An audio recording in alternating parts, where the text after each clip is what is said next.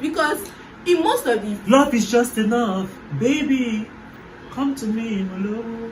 No, like I'm saying, like love is just enough.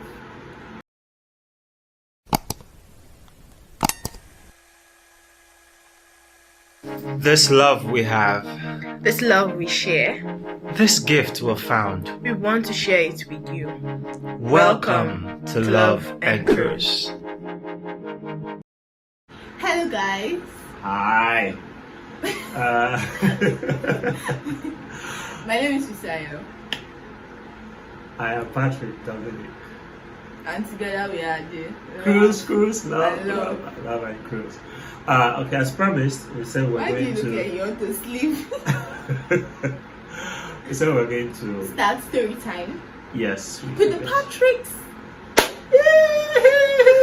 Is it with the Patricks or with the Dominics? With us.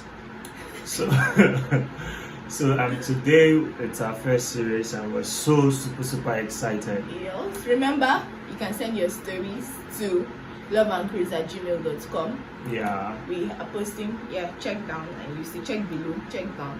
And check. if you follow up on us. Facebook, if you follow us individually on Facebook or Instagram, just you can still drop your stories in our DM. So baby, yep, let's get on with it. So today's story is a story that annoyed me.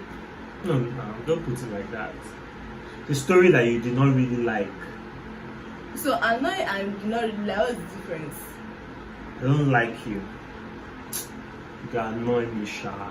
But you annoy me though. Okay, baby, read the story. Okay. Why you find like this? So this story, according to the story, this woman, it's a real life story, but for the purpose of Storytime with the Patricks, we'll give them fictional names. So what do we name the woman? Adora. Yeah. Adobe. The woman's name is Adora. Yeah. The guy's name is Clinton. Okay. For the purpose of the story, Adora and Clinton were in the abroad. Like they went for their masters in the abroad. And they were broke. They were poor. Only God knows how they got to the abroad, but they were in the abroad and they were broke. They didn't have so much money because they were students. In the day and at night, they were cleaners. So Adora and Clinton were lovers. They loved themselves so much. According to Adora, Clinton was madly in love with her, like head over heels. Stupendous in love. There is one other one that they used to say, idiom for love. Whatever, shall scratch that. He was in love, like he was madly in love with Adora. And according to Adora again, no matter what anybody said about Adora, Clinton does not care. His love was blind. He could not see. He did not have eyes. So suddenly Adora had a PhD admission in another country in the abroad, which seemed like it was far from the present country. Which was far actually. It was far from the present country that they were. So she had a PhD admission in another country in the abroad that was far from where they currently were. What am I saying? Just be saying where they currently are in the abroad. And when Adora was about to move to the other country where she got her PhD admission, remember she was doing her masters, she and Clinton then proposed to Adora. Adora accepted. Adora accepted the proposal. She did not say no. My sister accepted the proposal. Now, going forward, she now told Clinton, in fact, she now said she accepted the proposal because she did not want him to kill himself. If she said no, he probably would have killed himself. So what was she going to do? She had to say yes, according to the story. So Adora now was going to go to the abroad for her PhD admission. Yeah. She said that the proposal was not going to stop her from going to the abroad, and that she had no plans of remaining and staying broke. Right? Yeah. Marrying to the Clinton and being broke, and then they'll be madly poor and madly in love. So she was going to the abroad for her admission. So if Clinton was interested in their relationship, whatever, he will find how he will come to the abroad, because she's going to the abroad for her PhD and she's going alone. So she went cut this long story short, she went to the abroad. She started schooling. According to her, the stress was too much. She could no longer manage the relationship. She had to break up with the guy. Okay, is that not enough? Like, is it not enough that you have to say so? Like, you had to break up with this guy. Adora now came online some days after. I say some days after. Some years after, when she finally found someone else to marry, right? And she moved on and all of that. Adora came online some years after and was like, told her story. And at the end of the story, after she talked about everything, she now came to the end of the story and started praying some prayers that any destiny stopper in your life. Adora, why? She was not advising, like, from the story, it was more like she was advising young people to, like, when it comes to matters of love and career, they should always choose whether career or whatever. And she now started praying that any destiny stopper that want to stop you from moving on. Adora, why? I feel, can I talk now? Like, can I speak? Yes, why not? I can speak. Yes. Thank you, yeah. What's that? So basically, Talk normal. so really, what we read the story and it was quite interesting. And as much as I don't have issues with anybody dumping love over their career, we can never in our lives choose what people do with their lives. That's theirs. But then it becomes wrong when you call somebody a destiny stopper. You know, it makes it look like this person was in your life to drag you behind and not make you go forward in your life. Like, I'm happy for Adora. Like, I'm happy she pursued her career and it turned out well for her.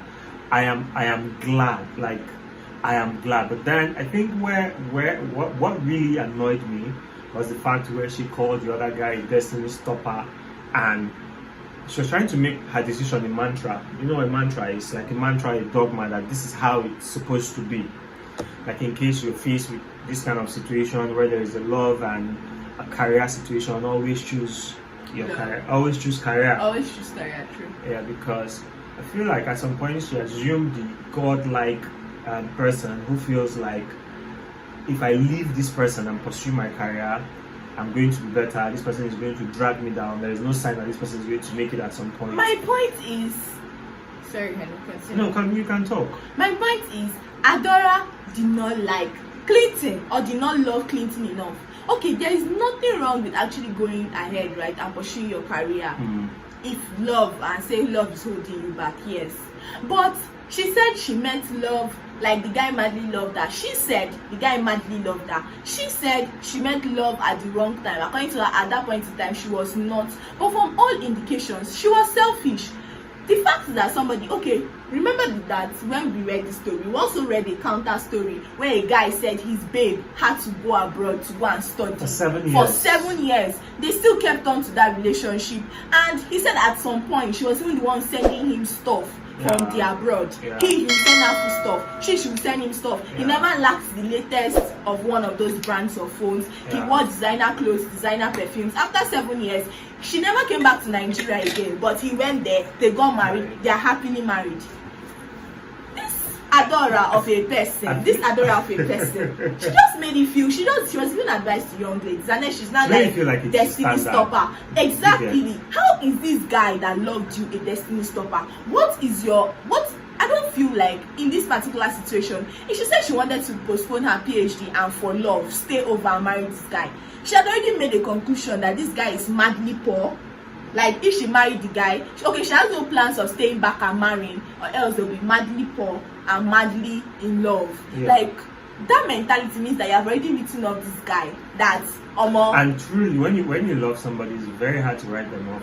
Like, when you truly love somebody, even the proposal should have made you excited. Do you know that there's another part we don't include? And she said that probably the guy proposed to her. Not probably. She said that the guy proposed to her because she was moving abroad to go and study, or because she got a scholarship. Like, because she's thinking that if she did not get a scholarship, the guy will not propose. If you loved someone, you should not even be thinking that kind of nonsense. I'm looking at that and I'm like, when some girls are going for youth service, you see their boyfriends propose to them because they want this safe place and everything. At the end of the day, it still turns out well.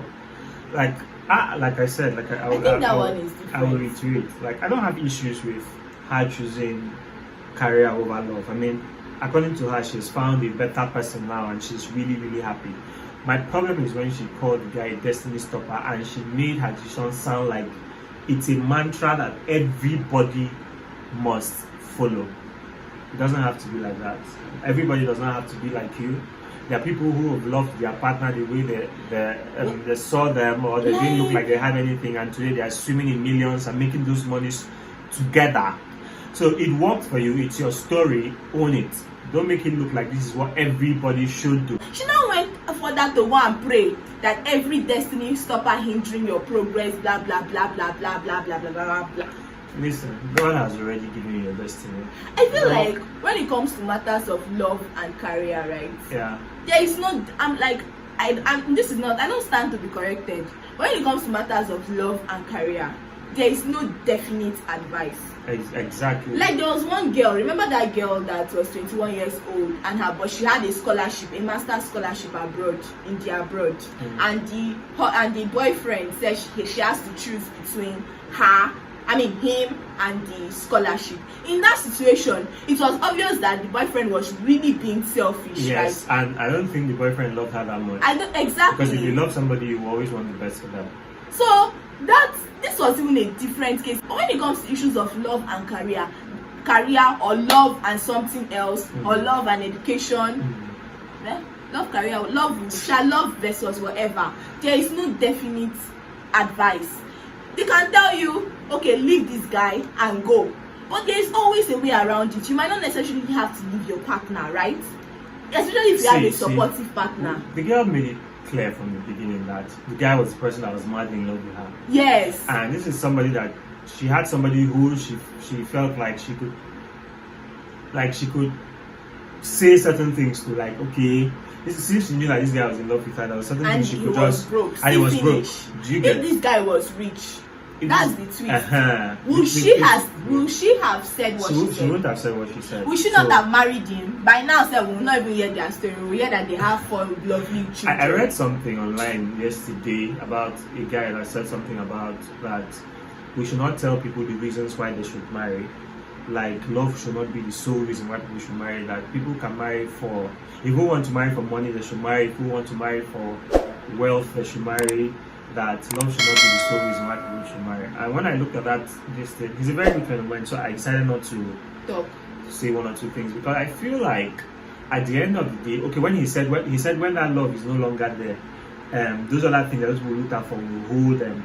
And I'm like, so when you say when that love is no longer there, what happens when that money is no longer there? Sometimes that money is there, but sometimes you're not fairly treated. You don't enjoy the things you thought you were going to be enjoying. I feel like love is comprehensive.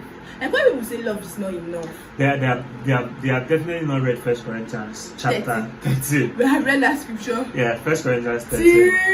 If you read that scripture, you will know that love is enough. I feel like it's just that people have overused the word love. Love, that we now feel like, okay, love is the butterfly in your heart. Love is not butterfly in your heart though, because if it's by butterfly.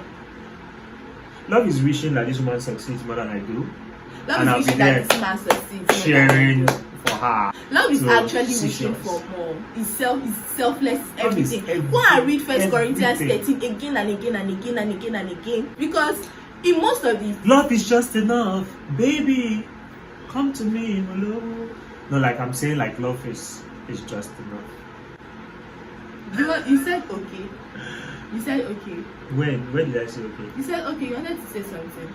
No, I was like, okay, Time. Like, okay, yes. So basically, because I have to go and prepare for my dance. Every time, you have to go somewhere.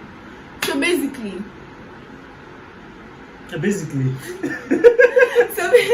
Well, that's it. Like, at the end of the decision rests on you. You know what? You should know what is better. You should know what is better for you. We are saying that you can still pursue your career and still keep the person you love. That's what we're saying. We are saying that you can do both. We are saying that as long as you have somebody that has sense supportive and has sense. Yeah. If you have to let go of your whatever, it's your choice. If you have to let go of your love, it's your choice. I'm not the one that told you a story that man in church that told me that his son's girlfriend, like they were friends right from primary school, and in secondary school, university, they now rekindled that friendship. The girl traveled out. After like 1 year, the girl brought him abroad, Over. and they are now married. So these things work. These things work. Men are like I said in one piece that men are don't naturally love less and they're not scum. Women don't naturally love less and they're not gold diggers. Everybody has the ability to actually love, to be supportive, to be everything that love embodies. At the end of the day, just be sure that you make a decision that 2, 3, 4, 5 years from now, you don't regret it. And you will not try 2, 3, 4, 5 years from now, you will not come online and try to give yourself that closure. And try to make us feel like you are happy when you are not. Exactly. So do what not only you go sleep for bed. You're the only one that's gonna sleep at bed. Why do we have God? Pray, guys. Let them say this one just got We married. love you. And we'll see you. We'll see you next week. Remember to drop your stories. Remember to subscribe. And remember to have sense. Bye.